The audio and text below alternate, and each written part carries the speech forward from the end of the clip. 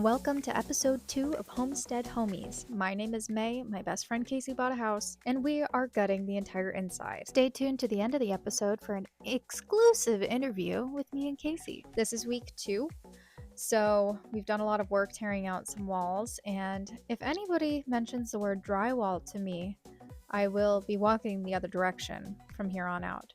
However, unfortunately, we still have a lot more drywall to take out.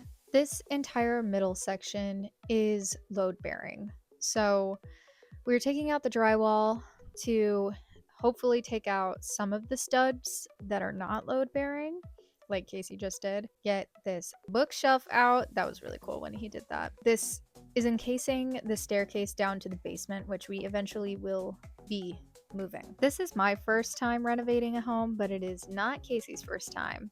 He has grown up doing this. He's a professional heating, air conditioning, ventilation, and plumbing, and boy knows what he's doing. So thank you for all of the suggestions and concerns. I'm the one who's learning, so I hope that you are learning with me. Even though I might not be doing a fantastic job of describing anything yet, because right now we're just taking everything apart and trying to salvage what we can. But for the most part, a lot of it's going in the dumpster. The people that are helping us with this project is Talon, who is Casey's brother-in-law in the yellow, and John, Casey's business partner. There will be some other sorted guests along the way.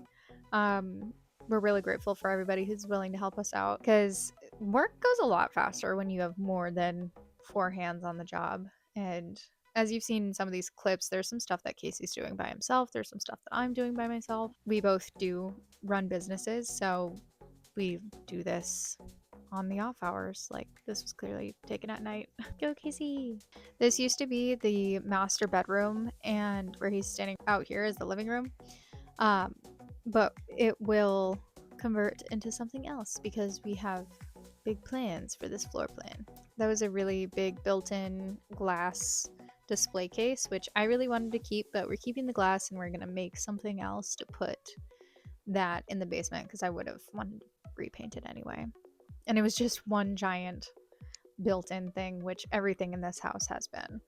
This was the second largest bedroom on the first floor, so this was initially a 4-bed, 2-bath with 1 bathroom on this main level, 1 bathroom and bedroom in the basement level, and we are going to be converting it into a 5-bed, 3-bath. That wallpaper in the bathroom, Talon, Casey's brother-in-law, was like, it'd be really pretty as a painting, and I said, yes, would you want to look at it over and over in your bathroom? He said, no.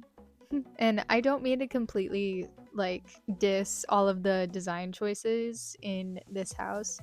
It's just really outdated and not cohesive, and I really appreciate the effort that goes into interior design. My my former roommate, not Casey, was an interior designer, and I'll probably be consulting her at some point for some of this stuff, but it truly is an art form, knowing how to frame a space and what to put in it to give it a certain emotion. And this is a house that I want to be a home, not only for me and Casey, but hopefully someday, as families expand in this home. And we're both in recovery, and we want to make it a safe place where we can bring in other people as well. And we want the emotions to evoke that. And right now, the emotion it evokes is claustrophobia, because there's just a lot of walls and a lot of corners. Talon was ripping up all this plywood as Casey was working on that other bathroom stuff, as you can kind of see. So this is the attic. They used packing peanuts to insulate it, which is crazy. It took a solid, I want to say, 5 days to clear out the insulation from the attic. Casey got an industrial vacuum to get out the blown-in insulation and the packing peanuts, and underneath the blown-in and on top of it was the fiberglass stuff that's super itchy. Yeah, that. Hello? What happened? What? What happened? I dropped stuff through the zip line. Okay. So I don't have to do it, bring it all the way that way. So I just take the whole right there. Okay. Sick, Darth Vader. I'll let you get back to it. It's very itchy. Yeah. It looks scary. It's not fun. No. But I am. Casey was very excited that he only had like a day's work left of getting the insulation out. I started peeling up this linoleum while watching Peaky Blinders. I'm watching it for the first time. It's such a good show. They laid down this linoleum with tar. So as I was peeling it up, it kept sticking itself back down. I love the people who built homes in the 50s and 60s. They made such incredibly smart decisions and really thought about the people who might be living in those homes 50 to 70 to 100 years later. But that's part of the reason why we're taking all of this out, so that we can do it properly and ideally thinking of the people who could be living in this home in the future, because we're not going to live here forever. So we ended up keeping all the blown-in insulation aside from the peanuts, because we're going to put it back in there eventually once we decide where our walls are going to be. It took me like 2 days to get it up because I was doing some other stuff. Eventually we're going to have to get that fridge out of there. We are still using it for food because I'm living in the basement while we're doing this. Casey's parents do live across the street, but I have my cat and she doesn't really like Rocky, Casey's dog, so we're hanging here for now. And then there was more plywood and linoleum in this bathroom section that I got up. It was actually a lot easier than the kitchen, although it smelled gross. I've got one more clip of us cleaning up insulation after I finish this, and then Casey and I sat down to chat about our plans for this house and to loop you guys in. So thank you for your support. Please keep watching. And if you're curious as to why we're doing things, how we're doing things, stay tuned to the end. We might answer some of your questions. Okay, so what are we doing with the house? Why are we gutting the entire inside? This place was built in 1958, and the previous owner bought it, I would say, 60s, and they have not done anything to it since they bought it, so it is very outdated. Gross. Very gross. Like, it's not terrible. No, It's not the worst It's not ever. like No, gross, no. gross. Just It's just aged. it's just like, aged gross. Like Yeah. it's just older, and like nothing. We haven't found anything disgusting. No. It's just Except for what was underneath the carpets. but that it just I mean, that's deteriorates just- over time. Yeah. You can't really control that. I mean, other than replacing the carpets, Which is expensive. yeah, Who wants and to do that? I mean, the outside of the carpet felt nice. Smelled. It smelled, but my mom was like, "Oh, it looks like great carpet. You could reuse it somewhere." I'm like, "Nah, I don't think so." And then I we think pulled she it was up. just trying to be nice. Yeah, that could be it. Everything pretty much is getting gutted. We have a whole, and the layout of this house did not make any sense. There were so many walls. So many walls. It also, you can't see it because you haven't seen the rest of the house, but it Zeta? has Anyway. but yeah, there's been a couple add-ons. They haven't updated it, but they've added on to the place The without garage. they've added on without updating.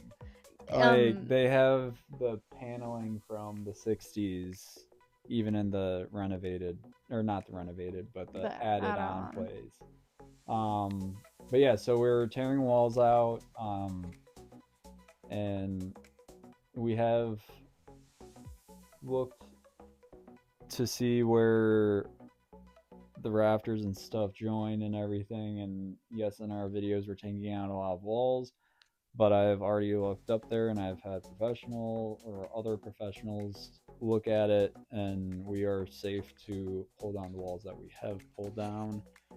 We have the main wall in the middle that is the load bearing wall. It's a very strange, it's a custom built home, so the rafters up there aren't traditional rafters.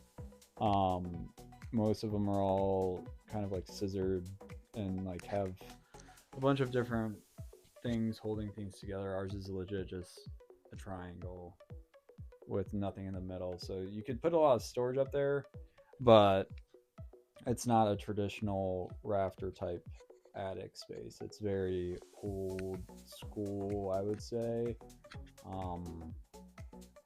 It's not an attic that you would see today, nor would probably pass inspection today.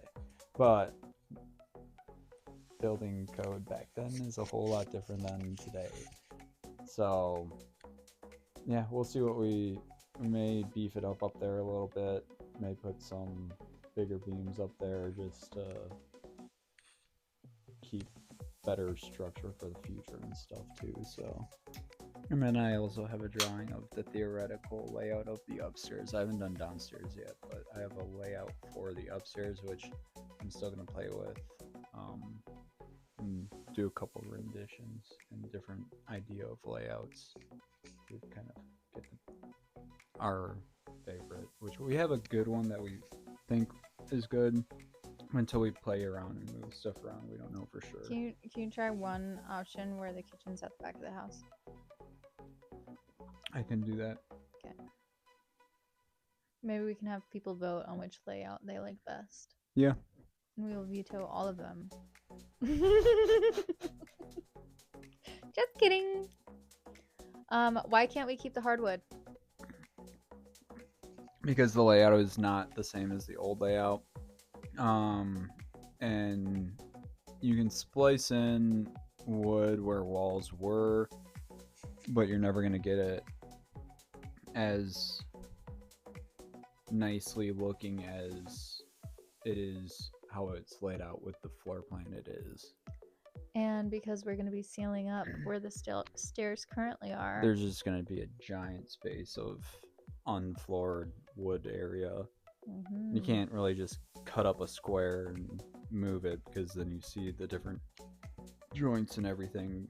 Because I don't know who's actually put hardwood floor in. It is a very complicated thing. And is there a way to take it out and repurpose it?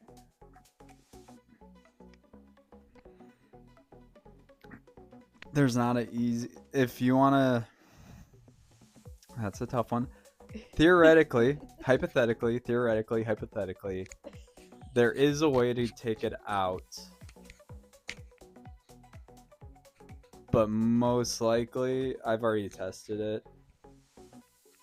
They use some giant nails in the one that we used. Yeah. And it goes right through the tongue of one of them.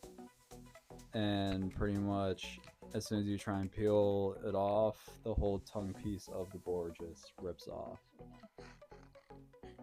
So, and for people that didn't know, they use tongue and groove for hardwood flooring.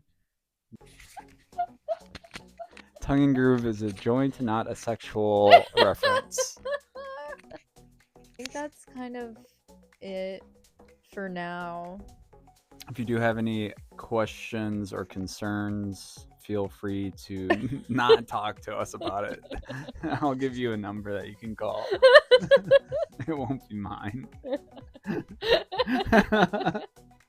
No, just kidding. If there's stuff you want to see more of, or if you have questions about why we're doing things a certain way, or if you want how-to videos on to do stuff, if that's what you want to see, I can definitely do that. yeah. It'll just be a whole bunch of yelling. What? Why? You're doing it wrong! Like boot camp style? Yeah. Just drill instructor. Yeah, DIY drill instructor. If you're into that, I guess. Cool. Well, It's too late. I don't know if we're gonna be doing this again. Maybe. Let's be all done. I don't know how to say. Wubba lubba dub dub. See ya.